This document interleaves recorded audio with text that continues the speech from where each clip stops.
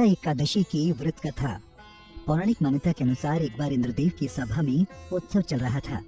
इस सभा में सभी देवगण और संत उपस्थित थे और सभा में गंधर्व गीत गा रहे थे और गंधर्व कन्याएं नृत्य कर रही थीं। इन्हीं गंधर्वों में एक माल्यवान नाम का गंधर्व भी था जो बहुत ही सुरीला गाता था।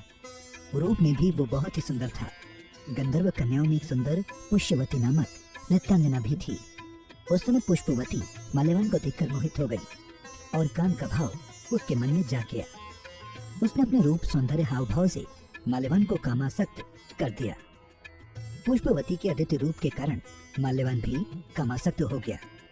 दोनों कामासक्त होकर यौन क्रियाओं में लिप्त हो गए। उन्हें अलग करने के लिए राजा इंद्र ने दोनों को बुलाकर नाचने का आदेश दिया। इंद्र का आदेश सुनकर दोनों ही नाचने तो लगे, लेकिन कामातुर होने के कारण सही से नृत्य नहीं कर पा रहे थे।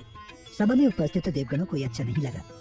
माल्यवान के इस कृत्य से इंद्र भगवान नाराज होकर उन्हें श्राप देते हैं कि स्वर्ग से वंचित होकर मृत्युलोक में पिशाचों सा जीवन भोगो, क्योंकि तुमने संगीत जैसी पवित्र साधना का तो अपमान किया ही है, साथ ही सभा में उपस्थित गुरुजनों का भी अपमान किया है।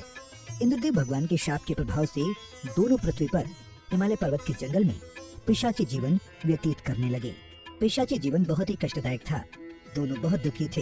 एक बार माघ की शुक्ल पक्ष की जया एकादशी के दिन संयोगवश दोनों ने कुछ भी भोजन नहीं किया और न ही कोई पाप कर्म किया।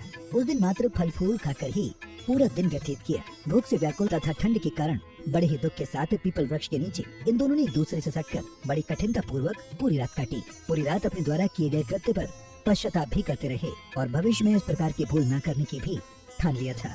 सुबह होते ही दोनों की मृत्यु हो गई। देवराज इंद्र ने स्वर्ग में देखकर आश्चर्यचकित हुए और पूछा कि वो श्राप से कैसे मुक्त हुए। तब उन्होंने बताया कि भगवान विष्णु की उन पर कृपा हुई। हमसे अनजाने में माघ शुक्ल एकादशी यानी जया एकादशी का उपवास हो गया, जिसके प्रताप से भगवान विष्णु ने हमें पिशाची जीवन से मुक्त किया। कुछ इस तरह से जया एकादशी का व्रत करने से भक्त को पूर्व में किए गए पाप कर्मों से मुक्ति मिलती है। भगवान श्री कृष्ण कहते हैं, हे अर्जुन, माघ माह के शुक्ल पक्ष की एकादशी को जया एकादशी कहते हैं। इस दिन उपवास रखने से मनुष्य भूत प्रेत पिशाच आदि की योनि से छुटकारा मिल जाता है। इस दिन विधि पूर्वक उपवास व्रत करना चाहिए।